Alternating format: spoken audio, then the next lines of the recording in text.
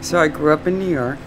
I was born in Harlem, raised in the Bronx. Very, very strong, women-led family. And my mother specifically moved us to a place called Riverdale. What was stirred was some conflict.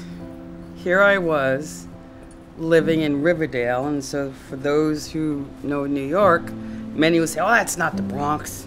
They have trees, right? But it is the Bronx. And I'm a black girl. And the rest of my family lives in another part of the city. I would spend the weekends, my sister and I, taking the subway and the bus to Queens. And so in that trek, what struck me were the conditions of the public housing projects and how god-awful they were. And that really stuck with me. And so when I was 12, I told my mother I wanted to be an architect. And she said, what? I said, yeah, I want to be an architect. My goal was to create wonderful, beautiful, humane places for my people. I didn't have a plan B. I was going to be an architect. I remember a story that she told me about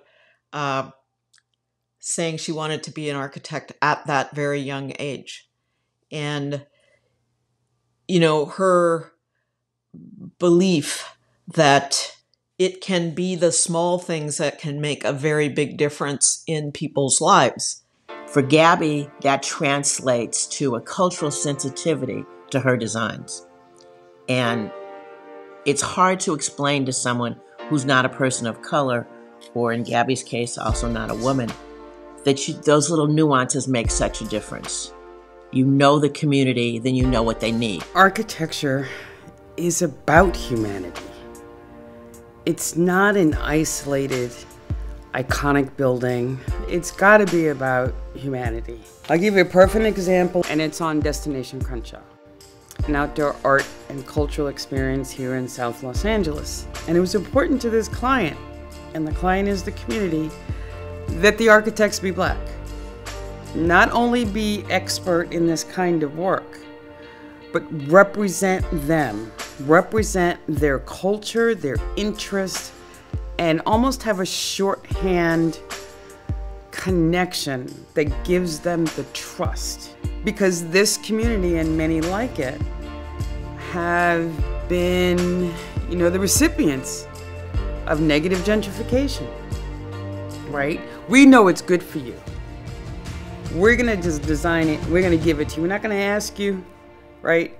We engage them, we listen to them, and then we designed. Listening is probably the most important skill that a designer or an architect has, and Gabrielle is an incredible listener. The nuances that she can bring to a project bring a community alive in a way that other things can't. And every team member has learned a great deal about how to be inclusive on a team. I never talk about just diversity. Diversity is checking a box. I got 5 of those. When I founded the program for Perkins&Will in 2013, it was diversity, inclusion, and engagement. Last year, we changed it to the acronym JEDI, Justice, Equity, Diversity, and Inclusion, to really get at the core of fairness and equity. Without working on a more just and equitable first, then we're never going to get to diversity and inclusion. So diversity is asking somebody to the party. Inclusion is asking them to dance. Equity is asking them to share their playlist. She is there to wake up. There's more in front of you than what you're seeing. And if she doesn't do it herself, if she's in a group and she hears somebody, then she brings that voice to the surface. You know, she's a bit of a conductor of a symphony. Firms and organizations are recognizing the importance of a more diverse and inclusive profession. I hope that the momentum continues and that this becomes a movement, not a moment.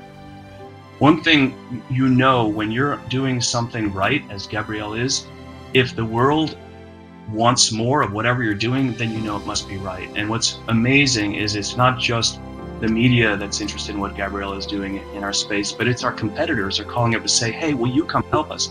These are firms that every week, every day, we're competing against, in serious design competitions.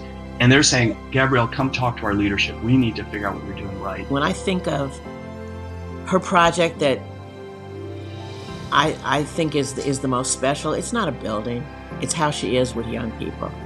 She worked for years with middle school Black and brown girls to talk about design. And in this mentorship, they would design a middle school together. And just the joy of hearing them say, wow, I did that. It's not just I can be an architect, but I can be anything I want to be.